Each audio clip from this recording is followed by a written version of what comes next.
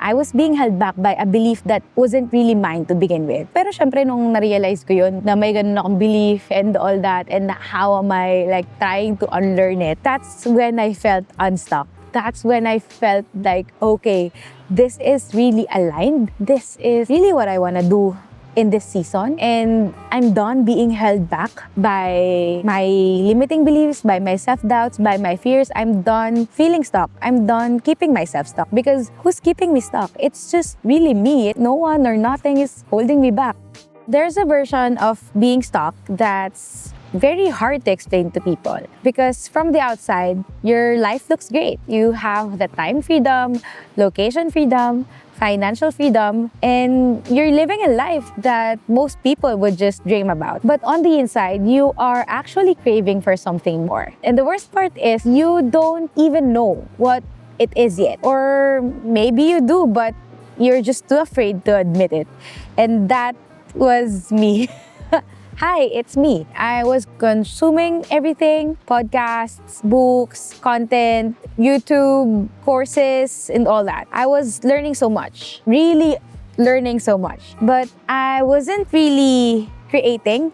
I wasn't executing a lot of the things that I'm learning. So basically, I was just absorbing. And at some point, I realized that consuming without creating isn't growth.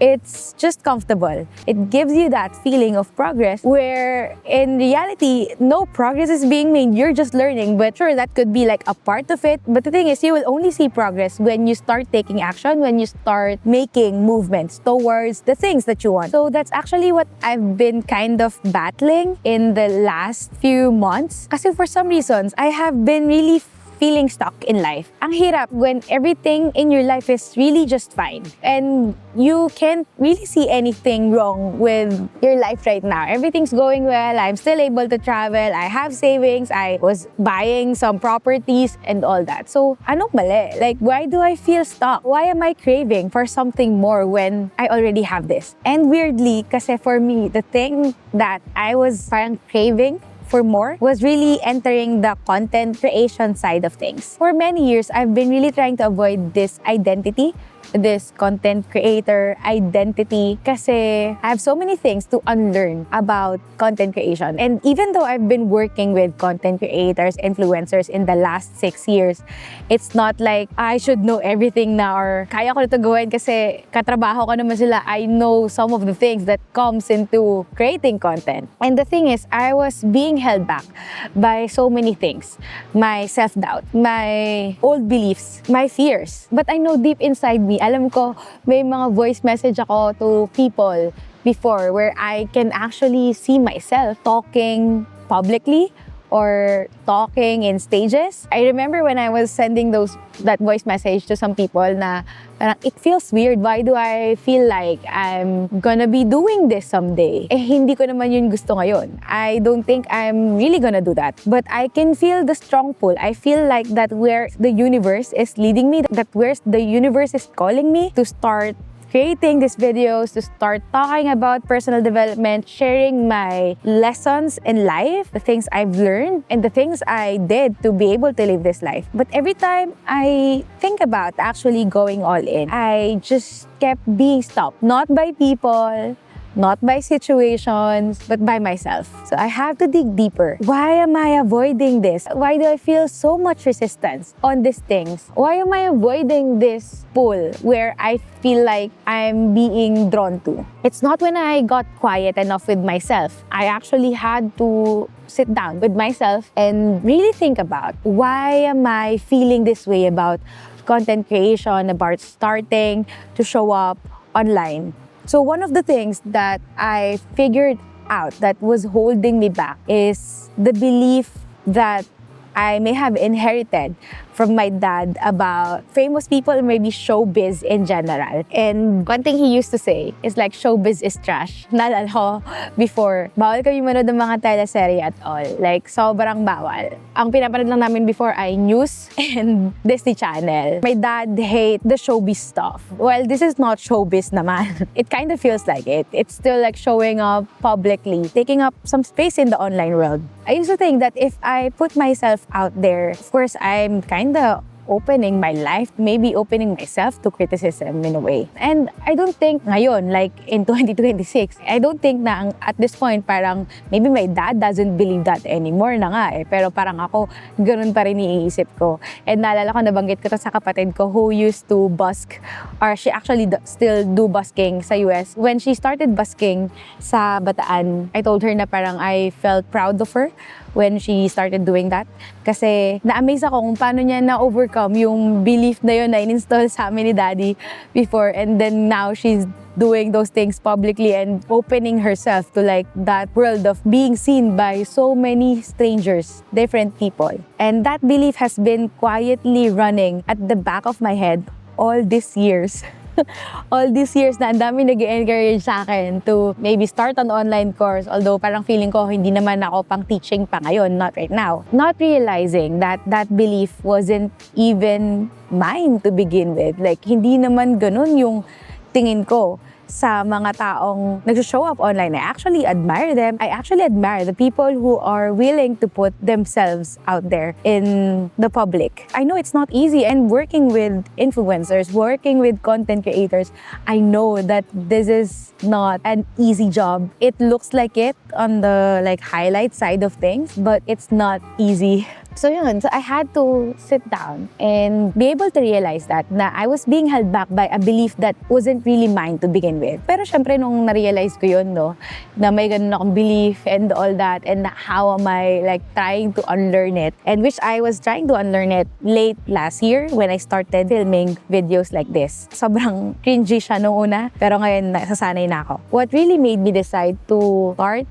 my YouTube channel or filming more videos is because when I was on my flight to Seoul from Hong Kong, sobrang random ng thought but during that time, I was thinking that if something happened to me right now, let's say I just happened to leave this earth out of nowhere, will I have regrets? And before, whenever I ask myself na if I leave this earth tomorrow or suddenly, parang will I have regrets about my life? I used to answer this confidently na wala. I'm not gonna regret anything because I feel like I've done everything na in my life. Nag-skydive ako, solo travel ako, everything. But nung sa flight na yon, which is like a week or two ago, I finally found something na i-regret ko na hindi ko gawin if I suddenly, leave the earth. And it's starting a YouTube channel. It's content creation. I don't want to regret not starting this. So when I started filming, I think this is my 5th video or something. That's when I felt unstuck. That's when I felt like, okay,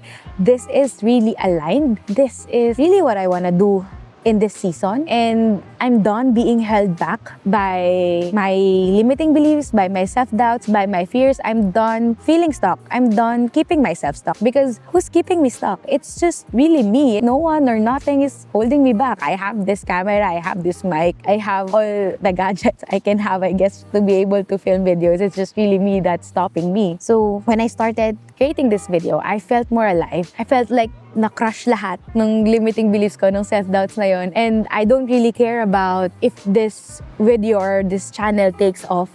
I just really want to keep doing this because I'm enjoying it right now. And I guess it's because I'm starting to embrace this new identity where I'm being led to. That's why I was feeling stuck before, kasi hindi ko pa ma-embrace yung content creator identity where I was being led to. I was in the in-between of like my old self, of just like running a business and being in the behind the scenes of things, working with clients. And I was in between of that life, of that identity, and this new identity that I need to embrace, because this is where the season is calling me. So who would have thought that that flight to Korea and this trip is even a very spontaneous one? Like, I think I just booked this 2 weeks before the flight. Who would have thought that magkakaroon ako ng ganong iniisip or ganong mindset that would kind of change, or that would finally make me pull the trigger when it comes to content creation. In case you are also in the in-between, or if you feel stuck between where you are right now and where you want to go, I personally don't think that it's about finding motivation or making a plan or waiting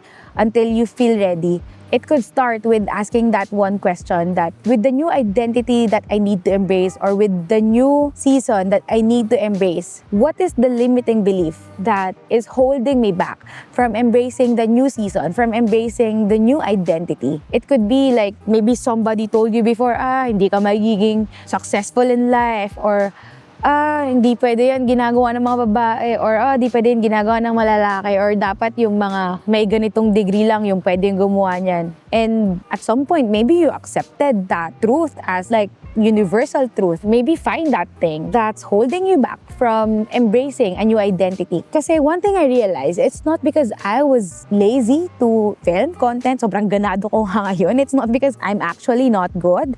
It's not because this might not be for me, but I'm stuck because there was a story or there's this belief that was playing in my head that shouldn't be there because it's not even mine. So if right now you're feeling stuck in life, if right now you don't know how to move forward, if right now you feel like you're not going to make it to the next level, I want you to take a pause. Like, stop those BS that's going in your head and ask yourself, do I really wanna believe that? Do I really wanna believe na, undergrad kasi ako, so hindi siguro ako pwede mag-freelancing, or wala akong maambag doon, or single mom kasi ako, so baka no one's gonna date me again, or kasi strong independent woman ako and ayaw ng lalaki ng strong independent or whatever. Stuff like that. You check in with yourself. What are the thoughts that are going in your head? What are the beliefs that are holding you back from leveling up in life?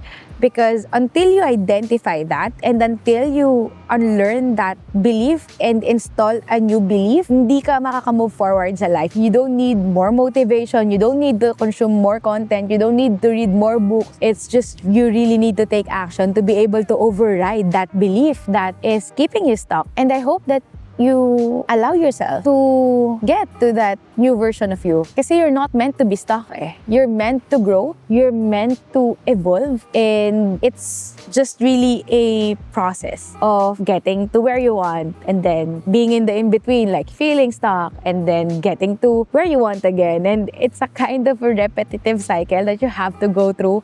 Feeling mo lost ka, feeling mo mababaliw ka na or what. Pero just take action towards the life that you want, towards the person that you want to become. I know it sounds simple, it sounds lang, it sounds basic, and I know it's not. Gosh, it took me years to be able to actually start doing this. Because I believe those voice messages I sent were like 2 years ago or maybe 3 years ago. The vision that I have of like speaking on stages, and even though I'm not really speaking on stage right now, but this is my stage, I guess. Don't wait to feel ready. Don't wait for things to feel right, for things to feel like it's falling into place, because things are only going to fall into place if you start taking the necessary action towards becoming the person that you want to be. So yeah, I think that's it for this video. I hope it somehow encouraged you if you're ever feeling stuck in life, because you're not meant to stay stuck. Yun lang. If something about today felt like a conversation you've been waiting to have, stick around. Because that's exactly what this show is here for. Figuring out life together with me, one honest conversation at a time.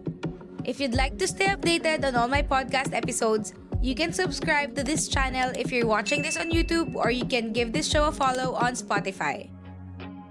I'd also love to hear what you think about the show.